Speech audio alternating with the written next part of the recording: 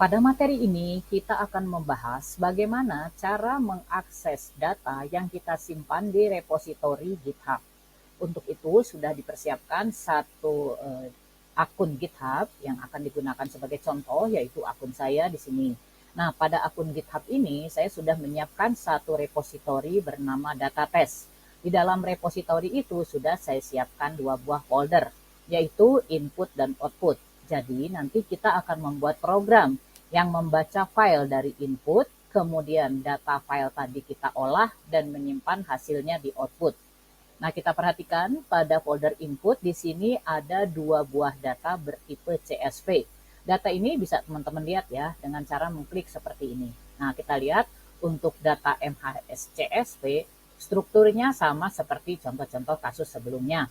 Nah, di sini kita lihat untuk yang satu lagi yaitu data barang CSV. Di sini strukturnya ada 4 kolom yaitu kode barang, nama, harga beli, dan jenis. Nah, dua data inilah yang nanti akan kita baca dari program, kemudian kita olah. Nah, teman-teman bisa membuka repositori ini tanpa harus login, tetapi read only. Jadi teman-teman tidak bisa mengubah isinya ya. Nah, untuk bisa mengubah isinya, kita akan lakukan nanti via program. Mengenai bagaimana penggunaan Git itu sendiri akan dibahas di materi yang lainnya. Nah, sekarang kita siapkan kode untuk mengakses data ini ya. Untuk itu kita siapkan satu notebook seperti ini. Nah, ini sudah saya share juga di kolom deskripsi jika teman-teman ingin menyalin atau melihat kode ini. Nah, yang pertama kita lakukan ya, di sini saya siapkan satu form, jadi nanti teman-teman bisa salin notebook ini, kemudian diganti dengan nama masing-masing. Nah, kemudian yang pertama adalah kita harus menginstal pustaka khusus mengakses GitHub ya, yaitu PyGitHub. Ya, caranya dengan mengetikkan statement ini, kemudian kita run dan di bawahnya hasilnya ya ini menyatakan bahwa dia sudah terinstall. Kemudian yang kedua adalah kita akan menguji ya apakah program kita ini sudah bisa mengakses file yang disimpan pada GitHub tadi. Caranya yaitu dengan membuka akses kepada GitHub tadi dengan menggunakan token. Nah, di sini token ini sudah saya buat melalui akun saya pada GitHub tadi. Jadi nanti kalau teman-teman punya akun Git sendiri, kemudian ingin di-share, tentunya isi tokennya akan berbeda. Nah, dengan token ini kita bisa membuka data pada Git tadi tanpa mengetahui user ID dan passwordnya. Untuk itu kita akan tes dulu ya, apakah kita sudah tersambung. Nah, di sini sudah mengembalikan variabel repo yang bernama plus flash journal data test. Nah, ini sudah sama persis ya. Berarti program ini sudah bisa mengakses folder pada Git tadi. Nah, berikutnya kita ingin mengetahui pada data test ini, kita pengen tahu dalamnya tuh ada file apa saja ya. Nah, untuk itu kita buat sebuah function yang isinya mengambil file yang ada di dalam repositori tadi. Nah, ini teman-teman boleh salin ya kode ini. Saya tidak akan jelaskan detail ya. Jadi dengan kode ini kita bisa cek file apa saja yang sudah tersedia atau ada pada folder input dan output pada repositori database ini. Nah, file ini akan dikembalikan ke sebuah variabel bernama all file. Oleh karena itu, kalau kita run ya fungsinya tadi, nah di sini kita lihat ya hasilnya adalah dia mengembalikan di sini ada dua folder yaitu input, di mana input itu memuat file in1, 2, 3, kemudian ada output ya. Nah, di sini di output ini ada, kita perhatikan ya, ini ada subfolder tugas, kemudian ada subfolder UAS. Nah, subfolder UAS ini saya siapkan untuk nanti teman-teman menyimpan hasil program tugas untuk UAS nanti. Pada saat ini yang akan kita gunakan adalah yang folder tugas ini saja ya. Kemudian setelah kita melihat isi filenya, maka kita ingin membaca. Tadi kan kita sudah punya data ya di input ini yaitu data MHS. Nah, apakah data ini bisa kita baca melalui program? Nah, caranya yaitu dengan menggunakan URL seperti ini. Nah, URL ini menyatakan bahwa kita akan membaca data input dengan nama data MHS CSV yang disimpan pada repositori data tes pada akun Flash Journal ya. Sedangkan yang di sininya menyatakan bahwa yang dibaca adalah tipe raw-nya.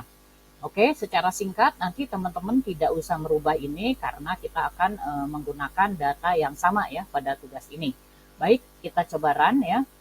Nah, di sini kita lihat data frame Pandas ya untuk menampung data CSP-nya.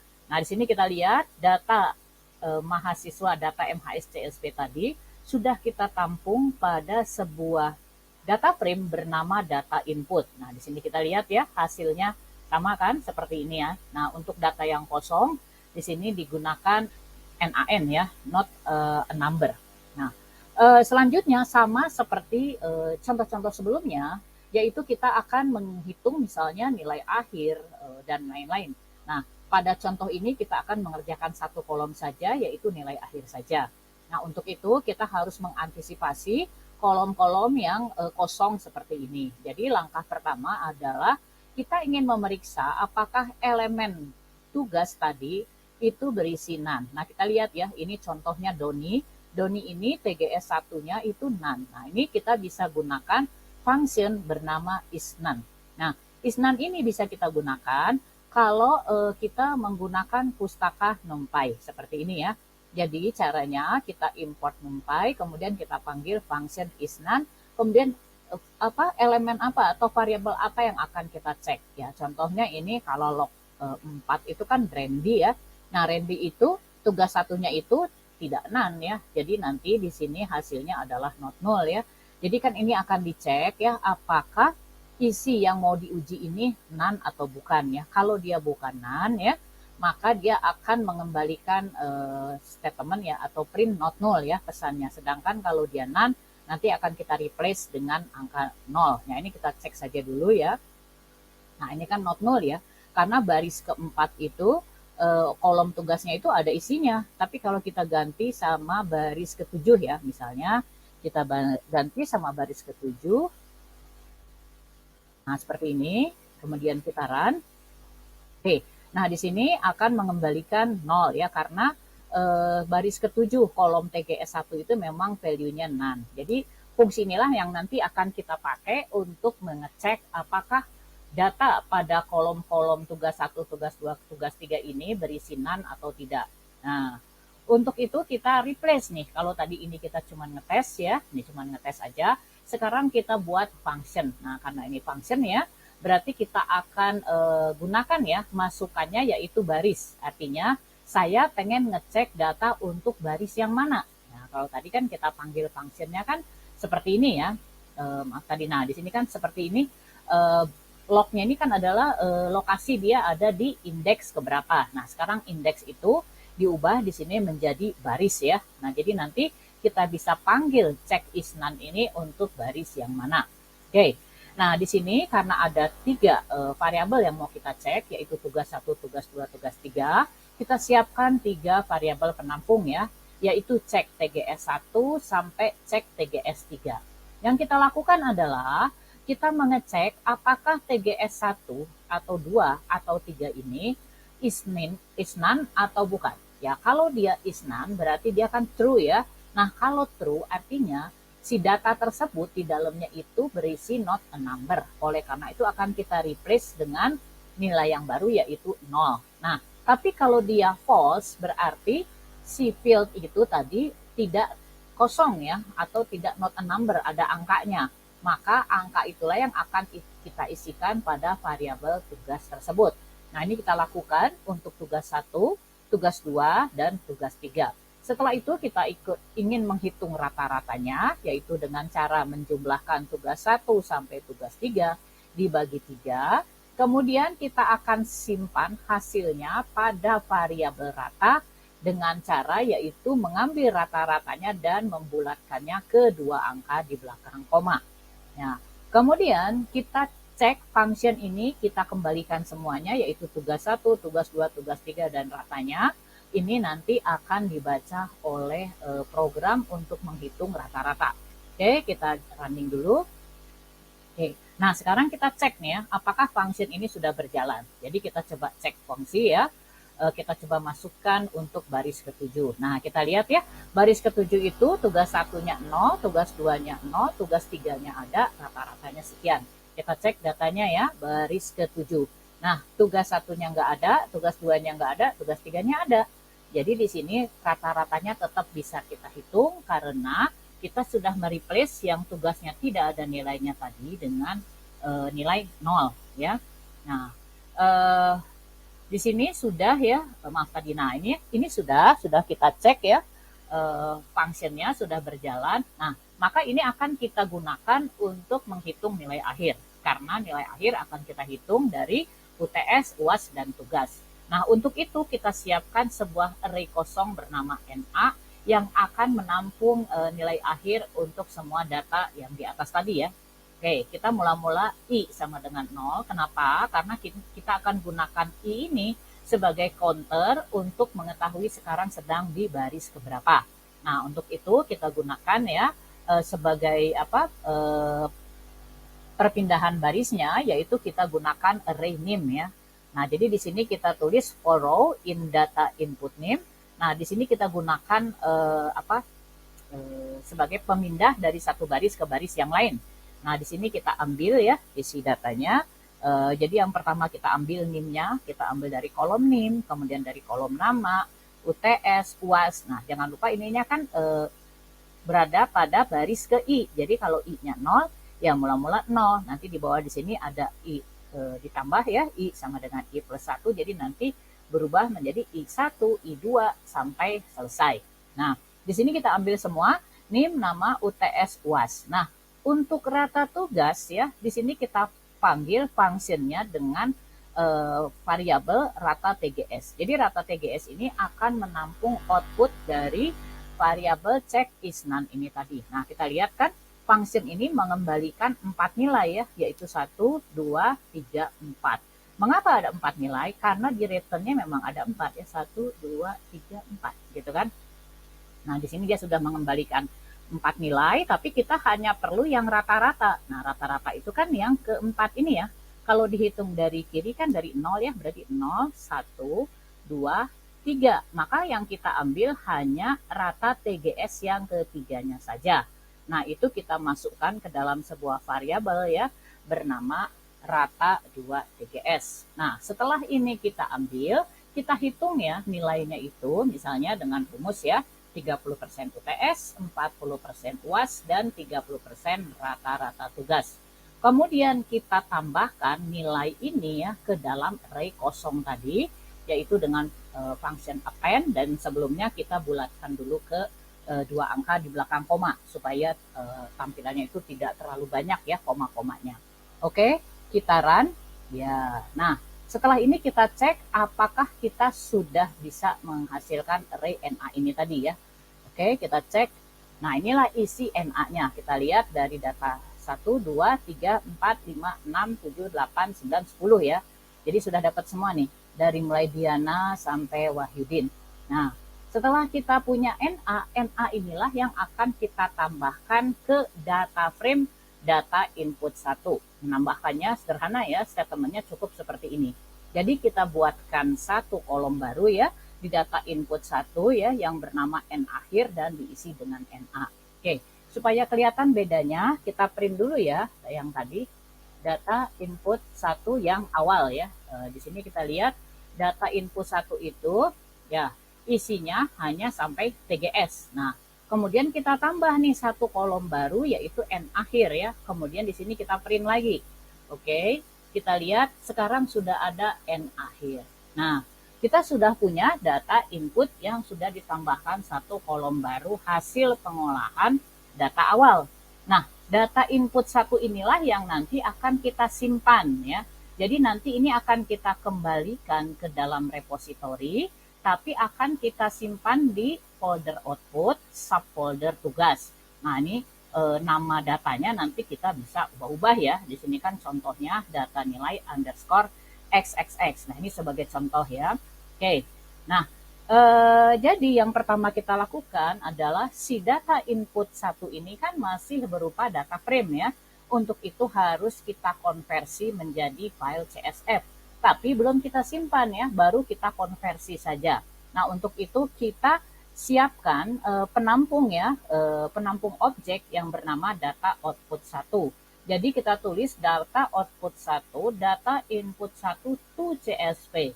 Nah, biasanya kan di sini langsung kita tuliskan ya nama file CSV-nya apa. Tapi di sini belum. Kenapa? Karena nanti untuk menuliskan nama CSV-nya kan kita harus membuka koneksi ke Git tadi kan. Jadi kita simpan dulu di data output 1, tapi tidak ditentukan nama filenya. Jadi kita sebut ini sebuah objek lah ya, objek bertipe CSV. Nah, kalau kita buat seperti ini, dia sudah mencatat ini sebagai CSV, walaupun belum disimpan ke file. Oke, kita lihat. Nah, inilah data output 1. Kita lihat data output 1 ini sudah teks CSV ya, di mana setiap kolom sudah dipisahkan dengan koma ya. Nah, nih. Nah, sekarang data output 1 inilah yang akan kita tuliskan menjadi sebuah file pada Git ini tadi ya, pada repository Git, yaitu pada folder output ya, subfolder tugas ya. Oke, kita lihat dulu. Nah, di sini kita tentukan dulu nama filenya apa ya. Contohnya di sini kan misalnya nama filenya data nilai xxxxxcsv. Nah, kalau kita tetap gunakan nama ini contoh ya, kalau kita tetap gunakan nama ini, kebetulan karena sudah pernah dicoba, kan ini sudah ada isinya, ya kan? Nah, kita tidak bisa menghapus ini, kecuali kalau sign in ya, dengan akun saya. Tapi contoh ini saya tidak akan hapus, saya akan biarkan ya, ada data ini, supaya untuk melihat perbedaan apakah kita bisa menambahkan data baru pada folder tugas ini ya, menambahkan file baru. Jadi untuk itu kita rubah ya, ini nama filenya menjadi V2. Ini untuk contoh ya, supaya nanti bisa dibedakan. Kan aslinya ada 3 file, nanti setelah kita tambah, nanti akan ada file baru. Jadi ada kemungkinan file yang akan kita tulis itu sudah ada pada folder ini tadi kan. Misalnya contohnya ini data nilai ya. Nah, oleh karena itu kita rename ya, datanya ini tadi, data nilai tadi kita tambahkan belakangnya V2 supaya bisa dibedakan dengan file yang sudah kita simpan tadi. Oleh karena itu di bawahnya kita siapkan 2 statement ya. Yang pertama yaitu untuk membuat file baru ya, contohnya di sini ya, data nilai xxxx V2 ini kan belum ada. Jadi nanti dia akan mengeksekusi yang ini ya. Nah, tapi kalau sudah ada, dia akan mereplace ya. Di sini statementnya adalah update file. Sedangkan kalau untuk membuat file baru, di sini statementnya adalah create file. Nah, karena ini belum ada, jadi nanti yang akan dieksekusi adalah blok yang di bawah ini. Kita run ya. Oke, nah di sini ada create new file. Nah, sekarang kita lihat apakah benar kita sudah berhasil menambahkan file baru ya pada folder tugas ini. Caranya kita refresh. Nah, di sini kita lihat ya, sudah ada ini data nilai V2. Ya, ini kan percobaan sebelumnya dan ini yang tadi kita run. Kemudian kita ingin mengecek hasilnya, apakah data yang kita simpan di sini itu sudah benar formatnya ya, bisa kita lihat langsung di sini seperti ini. Nah, ini kan kita lihat ya, sudah ada kolom N akhir kan. Atau bisa juga kita buka lagi melalui program dengan cara yang sama ya, seperti di atas tadi, membaca data dari awal tapi nama filenya diganti menjadi data nilai yang tadi. Nah, ini kan kalau itu berarti V2 gitu kan ya. Oke, kita run. Nah, di sini ya sudah kebuka kan sama isinya dengan data yang kita simpan di sini tadi. Oke, nah ini yang pertama. Hal yang sama juga kita bisa lakukan ya untuk file yang lain. Oleh karena itu kita akan coba nih ya file kedua ya. Nah, file kedua ini inputnya adalah ini ya, kita lihat file kedua inputnya adalah data barang ya. Nah, ini kan data barang ya. Nah, data barang ini akan kita olah juga ya, nanti hasilnya akan kita simpan ya ke folder output ya, subfolder tugas ya, yaitu dengan nama penjualan dan di belakangnya ditambahi XXX yang akan nanti di rename ya oleh teman masing-masing. Oke, untuk itu ya kita baca dulu sama seperti tadi ya, kita akan memindahkan data barang CSV ini ke dalam sebuah data frame. Untuk mengeksekusi ini kita tidak perlu menjalankan ini 2 kali ya, pustaka Git-nya karena sudah terinstall kan. Juga kita tidak perlu membuka koneksi lagi karena sudah terbuka tadi kan, sudah dicek bahwa kita sudah bisa membaca repository Git tadi. Jadi kita langsung ya pergi ke contoh kedua, kita langsung baca saja ya, kita cek ya. Nah, ini sudah bisa dibacakan nama datanya, yaitu data barang CSV. Nah, ininya tidak usah kita ganti ya, tinggal kita kopas, tinggal diganti nama filenya di sini saja. Kemudian di sini sudah keluar. Nah, data ini akan kita olah dengan skenario seperti ini ya. Contoh misalnya ya, kita akan menghitung harga jual berdasarkan harga beli ya. Jadi berdasarkan jenis ya. Jadi kalau jenisnya A1, harga jualnya adalah harga beli ditambah 10%. Kalau jenisnya A2, harga jualnya adalah harga beli ditambah 12%. Kemudian kita akan menambahkan 2 kolom. Nah, kalau tadi kan contoh pertama kita tambah 1 kolom ya. Nah, sekarang kita tambah 2 kolom, yaitu harga jual dan keuntungan. Di mana keuntungan ini adalah harga jual dikurangi harga beli. Nah, untuk itu kita siapkan dulu ya 2 variabel array untuk mengisi kolom yang baru ini tadi, yaitu harga dan revenue. Ya. Kemudian kita akan membaca data ini tadi baris per baris ya. Kemudian berdasarkan di sini kan variabel yang kita baca adalah jenisnya ya, karena tadi kan harga kan gimana jenis ya. Nah, ini kan berbeda ya dengan data yang pertama. Tadi data pertama tadi kita membaca NIM dan menghitung semua nilai nggak pakai kondisi kan. Nah, yang kedua ini kita pakai kondisi, yaitu tergantung jenis. Maka waktu baca datanya, patokan array yang kita gunakan yaitu kolom jenis. Nah, di sini kita lihat kolom jenis ini akan dimasukkan ke variabel row ya.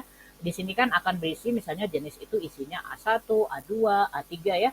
Jadi kalau kita di sini print ya, di sini kalau kita tuliskan misalnya mana tadi? Kalau kita tuliskan ya, misalnya data input 2, di sininya kita tuliskan jenis gitu kan ya. Huruf kecil ya, jenis. Nah, seperti ini ya.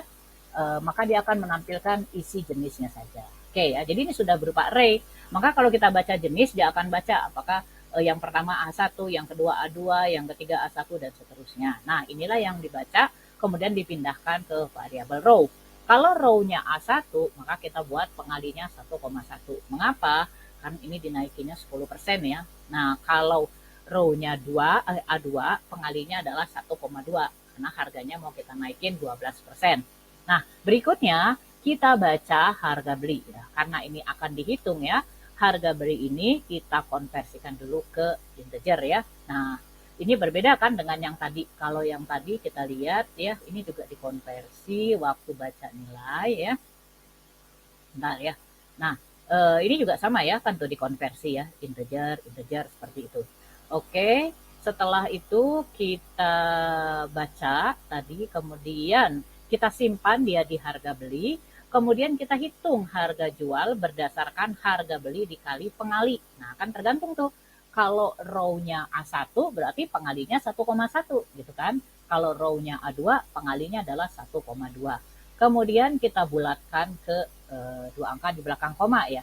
Kemudian kita hitung juga selisihnya, yaitu harga jual dikurangi harga beli ya. Kita bulatkan juga ya, supaya nanti tidak terlalu banyak menampilkan koma. Nah, berikutnya kita tambahkan hasil perhitungan harga jual dan selisih ini pada array ini tadi ya, array harga 1 dan revenue.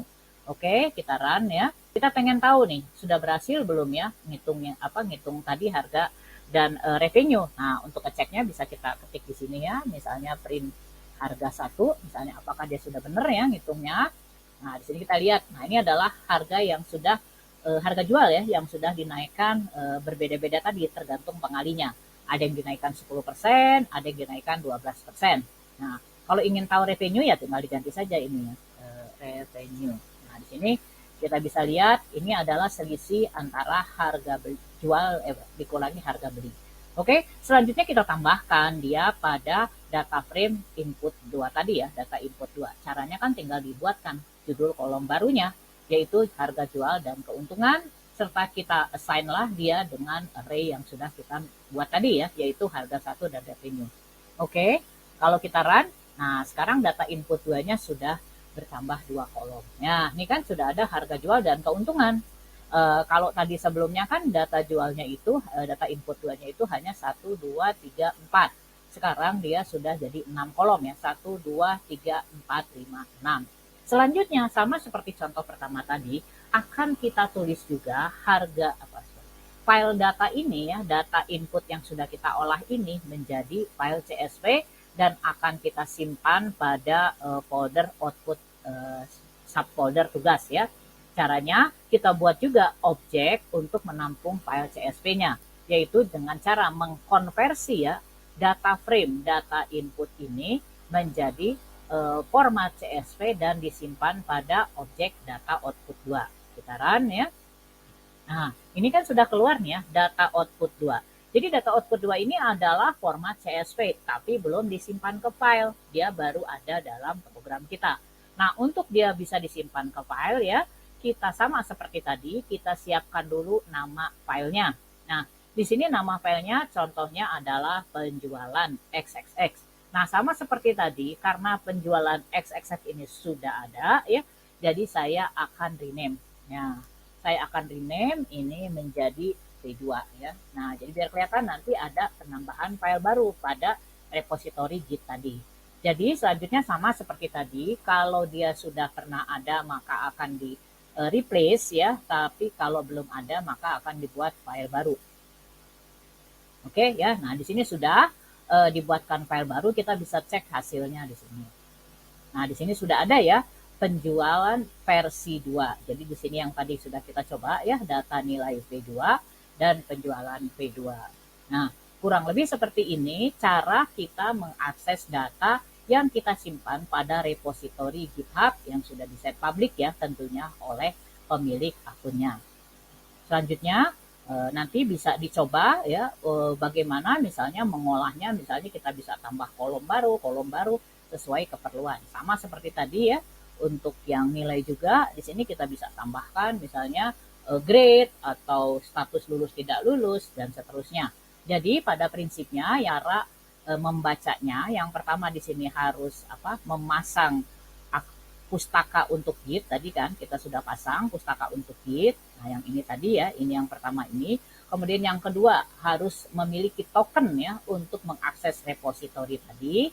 Selanjutnya yang ketiga adalah ketika membaca file CSV pada Git tadi yang kita sebut adalah struktur foldernya, URL-nya seperti ini, dengan menyebutkan struktur foldernya serta menyebutkan reponya ya. Kemudian berikutnya setelah dia dibaca, kemudian kita pindahkan ke data frame misalnya ya, itu sudah bebas ya, mau diapakan pada program juga terserah, mau diolah atau bagaimana itu terserah. Nah, kemudian setelah selesai mengolah, kita bisa kembalikan ke data frame lagi. Nah, data frame itu kemudian kita convert menjadi format CSV, tapi belum ditentukan nama filenya ya. Nah, setelah dia di-convert menjadi format CSV, barulah kita buka kembali ya koneksi ke Git tadi dan kita tentukan nama filenya dengan extension CSV. Nah, sudah selesai. Sampai di situ kurang lebih langkah-langkah yang kita perlukan untuk mengakses data pada Git dan menyimpan kembali hasilnya pada Git juga.